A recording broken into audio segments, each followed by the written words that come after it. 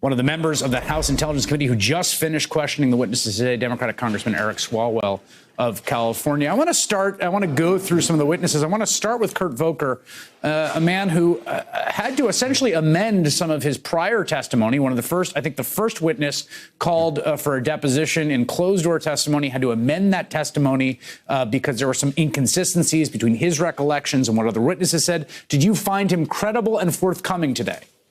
Yes, I did, Chris. I still believe that it's hard to believe that he didn't entirely appreciate what was going on here. But even if he was, at worst, or at best naive, he still corroborated what everyone else said, which was the shakedown scheme was being run, that Biden's essentially meant Burisma. And Chris, it's often in investigations that witnesses, for a variety of reasons, are not entirely forthcoming the first time they're asked to give a version of events, but they evolve. And we have a witness tomorrow who's in a very similar position. But I think the best thing we can do is just point out how Volker's testimony is corroborated by so many others that it is believable that Burisma meant Biden. And whenever he came to understand that, that's what the evidence in this case shows.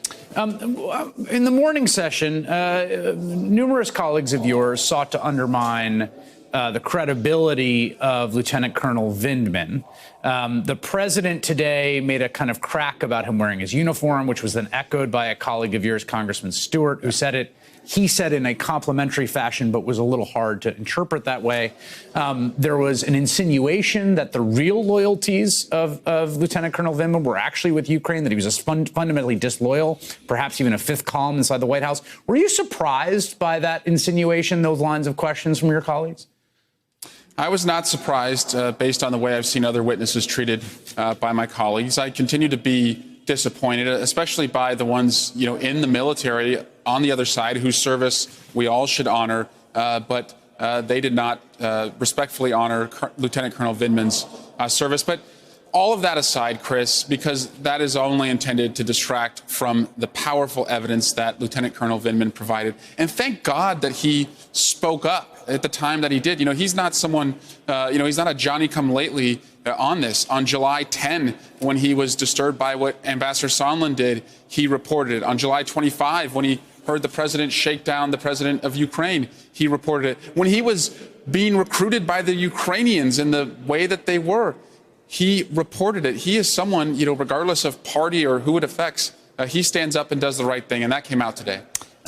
Final question here, Mr. Morrison. Chair Schiff just mentioned this in his closing, and it struck me as well that perhaps the clearest, most succinct articulation of an attempt to extort, a conditionality, a quid pro quo, a solicited bribe, whatever you want to call it, came in testimony from Mr. Morrison today that Gordon Sondland told him, frankly, that he had told his Zelensky advisor, look, you only get the aid if you announce the investigations. What did you think of that testimony by Mr. Morrison? It was powerful, and it aligns with everything else we know in this case. And Chris, the president can tell Ambassador Sondland over and over, it's not a quid pro quo, it's not a quid pro quo.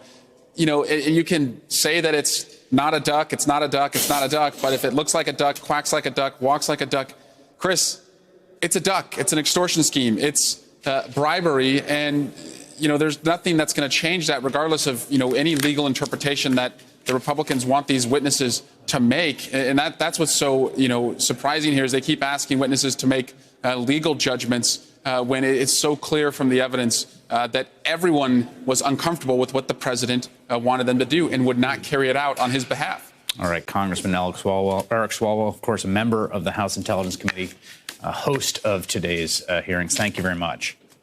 My pleasure. Thanks, Chris.